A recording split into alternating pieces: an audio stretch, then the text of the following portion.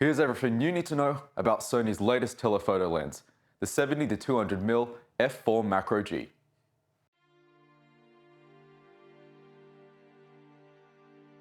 This lens is a follow-up to a nearly decade-old predecessor. It has incredibly wide range and macro capabilities, making it an ideal choice for anyone who wants to shoot a very wide range of different types of photography. The improved build of the lens also ensures that you have a significant upgrade for anyone that wants to increase the overall quality of their images.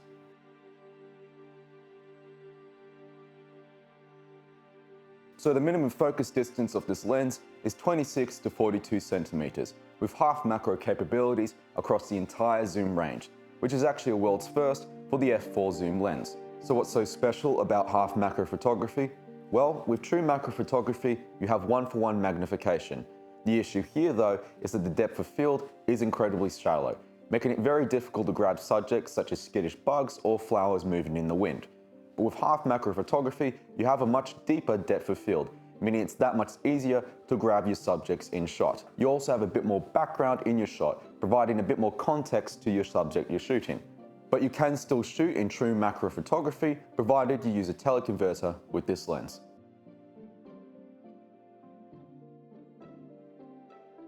Now of course this lens is 70-200mm, which is actually an incredibly wide range of options to pick from, meaning you can go from wider subject shots, mid shots, close-ups of products, or even shots of buildings. In addition to all this, the lens also has a capability to go up to 400mm when you attach a 1.4x teleconverter or a 2x teleconverter.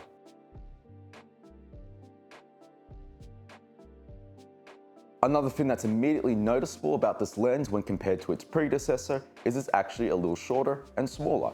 The predecessor weighed 840 grams, whereas this lens weighs 794 grams. The lens is also 15% shorter, making it much easier to pack into your kit and take with you on the go. The lens is also dust and moisture proof, with a fluorine coating for extra protection in the field. The stabilization in this lens is also terrific, as most of the shots you'll see in this video were in fact shot handheld with no tripod. The lens also comes with a flat top lens hood with a velvet interior. The flat top makes this lens much easier to stand on its own, and the velvet interior ensures any dust or light is easily caught.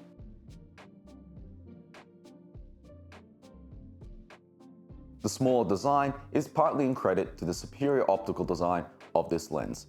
With the predecessor, you had 21 elements across 11 groups. But with this lens, you have 19 elements across 13 groups. Inside this lens, you have ED elements, extra low dispersion elements. These elements help to reduce any chromatic aberration in your imagery, meaning that slight bit of discoloring you might find on the edges of subjects is significantly reduced when using this lens. In addition to all that, you also have a super ED to really bring home the quality. These of course aren't the only elements inside the lens that improve the quality. You also have advanced aspherical lenses, which help to reduce the blurriness and increase the sharpness in your imagery, and also reduce any spherical aberration in the lens. You also have floating focus in this lens, which ensures a certain section of the focus in this lens adjusts dynamically to the situation to ensure that you always have consistent sharpness in your image.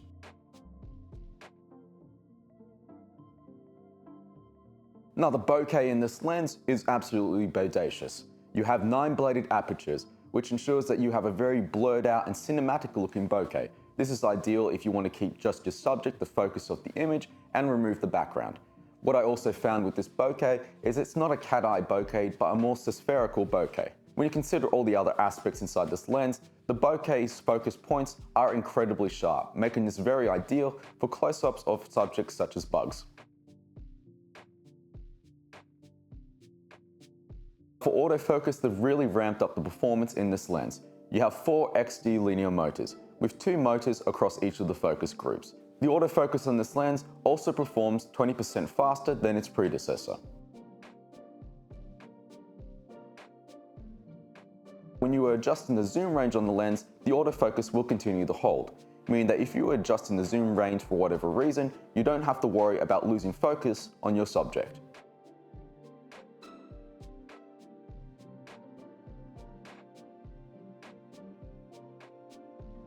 So there are quite a few buttons and switches on this lens, so let's take a look at a few of them and what they do. For starters, you have 3 focus hold buttons which you press to hold focus, or you can adjust for more custom uses. This lens has up to 3 focus hold buttons, which is one more than your standard lens. You also have a zoom lock on the lens, which locks the lens at 70mm, which means you don't have to worry about the lens slipping when you're carrying it on a strap. You have a full-time DMF switch, which you flick if you want to have a hybrid of autofocus and manual focus when using this lens. You have a focus range limiter, which you use this primarily to switch to macro. The focus range limiter ensures that the autofocus does not shift outside a certain dictated focus range. And you have the tripod mount. And if you've never used a lens with a tripod mount before, I do recommend mounting the lens on the tripod instead of the camera, as often the lens is going to be heavier than the camera it's attached to. If you adjust your little knob on the side of the tripod mount, you can also rotate the camera for an instant portrait setup. If you find this tripod mount is in the way, you can also detach it and remove it from the lens completely. So there you have it, Sony's latest macro lens. Let us know what you think about the lens, and if you have any tips or tricks for those that are looking to get into macro photography themselves, please comment below.